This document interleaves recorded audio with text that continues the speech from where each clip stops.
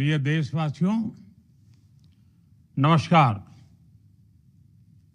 हम सभी ने बीते दिनों में देश का सामर्थ्य और उसका संयम दोनों देखा है। मैं सबसे पहले भारत की पराक्रमी सेनाओं को, सशस्त्र बलों को, हमारी खुफिया एजेंसियों को, हमारे वैज्ञानिकों को, हर भारतवासी की तरफ से सैल्यूट करता हूं। हमारे वीर सैनिकों ने ऑपरेशन सिंदूर के लक्ष्यों की प्राप्ति के लिए असीम शौर्य का प्रदर्शन किया। मैं उनकी वीरता को, उनके साहस को, उनके पराक्रम को आज समर्पित करता हूं हमारे देश की हर माता को, देश की हर बहन को और देश की हर बेटी को ये पराक्रम समर्पित करता हूं।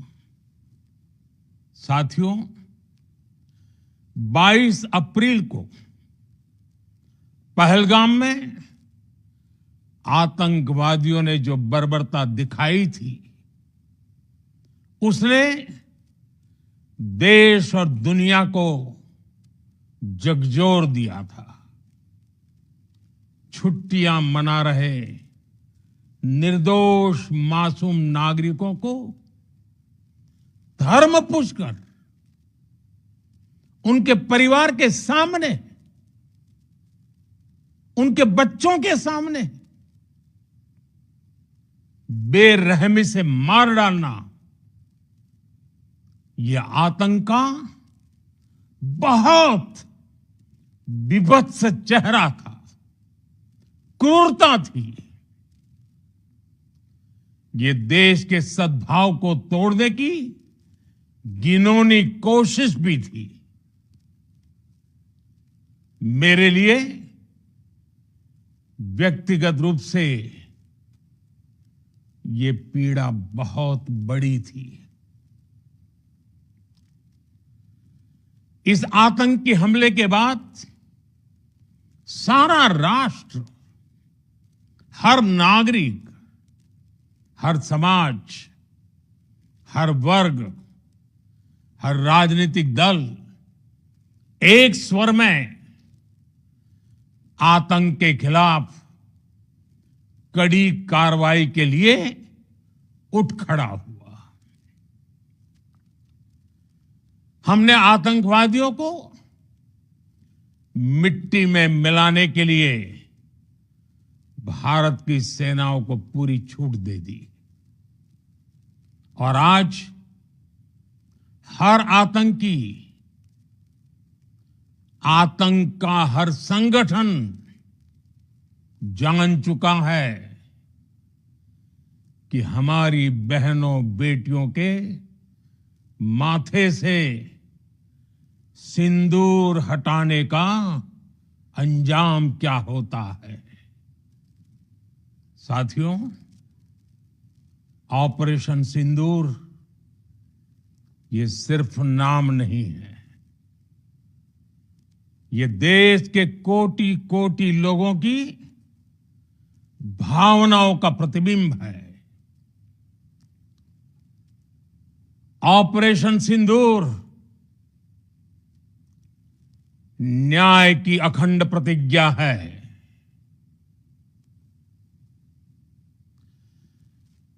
6 मई की देर रात, 7 मई की सुबह पूरी दुनिया ने इस प्रतिज्ञा को परिणाम में बदलते देखा है। भारत की सेनाओं ने पाकिस्तान में आतंक के ठिकानों पर, उनके ट्रेनिंग सेंटर्स पर सटीक प्रहार किया। आतंकियों ने सपने में भी नहीं सोचा था कि भारत इतना बड़ा फैसला ले सकता है। लेकिन जब देश एकजुट होता है, नेशन फर्स्ट की भावना से भरा होता है, राष्ट्र सर्वोपरि होता है, तो फौलादी फैसले लिए जाते हैं, परिणाम लाकर दिखाए जाते हैं। जब पाकिस्तान में आतंक के अड्डों पर भारत की मिसाइलों ने हमला बोला, भारत के ड्रोन्स ने हमला बोला, तो आतंकी संगठनों की इमारतें नहीं, बल्कि उनका हौसला भी थर्रा गया। बहावलपुर और मुरिद के जैसे आतंकी ठिकाने एक प्रकार से ग्लोबल टेररिज्म की यूनिवर्सिटीज रही है। दुनिया में कहीं पर भी जो बड़े आतंकी हमले हुए हैं, चाहे 9/11 हो, चाहे लंदन ट्यूब बॉम्बिंग हो, या भारत में दशकों से जो बड़े बड़े आतंकी हमले हुए हैं, उन सब के तार कहीं ना कहीं आतंक के इन्हीं ठिकानों से जुड़ते रहे हैं। आतंकियों ने हमारी बहनों का सिंदूर उजाड़ा था, इसलिए भारत ने आतंक के ये हेडक्वार्टर्स उजाड़ दिए। भारत के इन हमलों में 100 से अधिक खूंखार आतंकवादियों को मौत के घाट उतारा गया है। आतंक के बहुत सारे आका बीते 2.5-3 दशकों से खुलेआम पाकिस्तान में घूम रहे थे, जो भारत के खिलाफ साजिशें करते थे। उन्हें भारत ने एक झटके में खत्म कर दिया। साथियों, भारत की इस कार्रवाई से पाकिस्तान घोर निराशा में गिर गया था, हताशा में गिर गया था, बौखला गया था। और इसी बौखलाहट में उसने एक और दुस्साहस किया। आतंक पर भारत की कार्रवाई का साथ देने के बजाय पाकिस्तान ने भारत पर ही हमला करना शुरू कर दिया। पाकिस्तान ने हमारे स्कूलों, कॉलेजों को, गुरुद्वारों को, मंदिरों को, सामान्य नागरिकों के घरों को निशाना बनाया। पाकिस्तान ने हमारे सैन्य ठिकानों को निशाना बनाया। लेकिन इसमें भी पाकिस्तान खुद बेनकाब हो गया। दुनिया ने देखा कि कैसे पाकिस्तान के ड्रोन्स, पाकिस्तान की मिसाइलें भारत के सामने तिनके की तरह बिखर गई। भारत के सशक्त एयर डिफेंस सिस्टम ने उन्हें आसमान में ही नष्ट कर दिया। पाकिस्तान की तैयारी सीमा पर वार की थी, लेकिन भारत ने पाकिस्तान के सीने पर वार कर दिया। भारत के ड्रोन्स, भारत की मिसाइलों ने सटीकता के साथ हमला किया। पाकिस्तानी वायुसेना के उन एयरबेस को नुकसान पहुंचाया, जिस पर पाकिस्तान को बहुत घमंड था। भारत ने पहले 3 दिनों में ही पाकिस्तान को इतना तबाह कर दिया जिसका उसे अंदाजा भी नहीं था। इसलिए भारत की आक्रामक कार्रवाई के बाद पाकिस्तान बचने के रास्ते खोजने लगा। पाकिस्तान दुनिया भर में तनाव कम करने के लिए गुहार लगा रहा था और बुरी तरह पीटने के बाद इसी मजबूरी में 10 मई की दोपहर को पाकिस्तानी सेना ने हमारे डीजीएमओ को संपर्क किया। तब तक हम आतंकवाद के इंफ्रास्ट्रक्चर को बड़े पैमाने पर तबाह कर चुके थे। आतंकियों को मौत के घाट उतार दिया गया था। पाकिस्तान के सीने में बसाए गए आतंक के अड्डों को हमने खंडहर बना दिया था। इसलिए जब पाकिस्तान की तरफ से गुहार लगाई गई, पाकिस्तान की तरफ से जब ये कहा गया कि उसकी ओर से आगे कोई आतंकी गतिविधि और सैन्य दुस्साहस नहीं दिखाया जाएगा, तो भारत ने भी उस पर विचार किया। और मैं फिर दोहरा रहा हूं, हमने पाकिस्तान के आतंकी और सैन्य ठिकानों पर अपनी जवाबी कार्रवाई को अभी सिर्फ स्थगित किया है।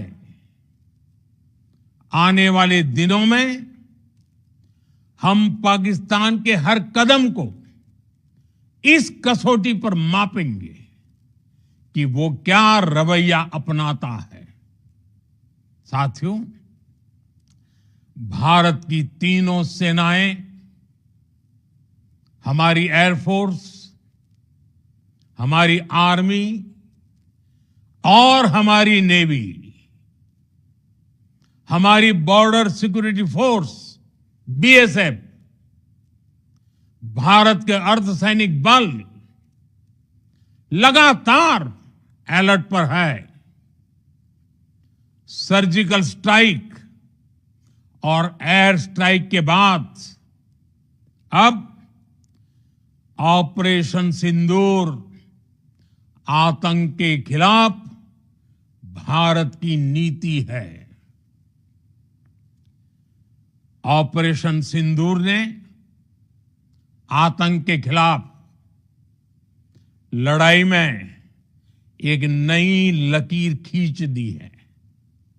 एक नया पैमाना, न्यू नॉर्मल तय कर दिया है। पहला, भारत पर आतंकी हमला हुआ तो मुंह तोड़ जवाब दिया जाएगा। हम अपने तरीके से, अपनी शर्तों पर जवाब देकर रहेंगे। हर उस जगह जाकर कठोर कार्रवाई करेंगे जहां से आतंक की जड़ें निकलती हैं। दूसरा, कोई भी न्यूक्लियर ब्लैकमेल भारत नहीं सहेगा। न्यूक्लियर ब्लैकमेल की आड़ में पनप रहे आतंकी ठिकानों पर भारत सटीक और निर्णायक प्रहार करेगा। तीसरा, हम आतंक की सरपरस्त सरकार और आतंक के आकाओं को अलग अलग नहीं देखेंगे। ऑपरेशन सिंदूर के दौरान दुनिया ने पाकिस्तान का वो घिनौना सच फिर देखा है, जब मारे गए आतंकियों को विदाई देने पाकिस्तानी सेना के बड़े बड़े अफसर उमड़ पड़े। स्टेट स्पॉन्सर्ड टेररिज्म का यह बहुत बड़ा सबूत है। हम भारत और अपने नागरिकों को किसी भी खतरे से बचाने के लिए लगातार निर्णायक कदम उठाते रहेंगे। साथियों, युद्ध के मैदान पर हमने हर बार पाकिस्तान को धूल चटाई है और इस बार ऑपरेशन सिंदूर ने नया आयाम जोड़ा है। हमने रेगिस्तानों और पहाड़ों में अपनी क्षमता का शानदार प्रदर्शन किया और साथ ही न्यू एज वॉरफेयर में भी अपनी श्रेष्ठता सिद्ध की। इस ऑपरेशन के दौरान हमारे मेड इन इंडिया हथियारों की प्रामाणिकता सिद्ध हुई। आज दुनिया देख रही है 21वीं सदी के वॉरफेयर में made in India defence equipments, इसका समय आ चुका है। साथियों, हर प्रकार के आतंकवाद के खिलाफ हम सभी का एकजुट रहना, हमारी एकता हमारी सबसे बड़ी शक्ति है।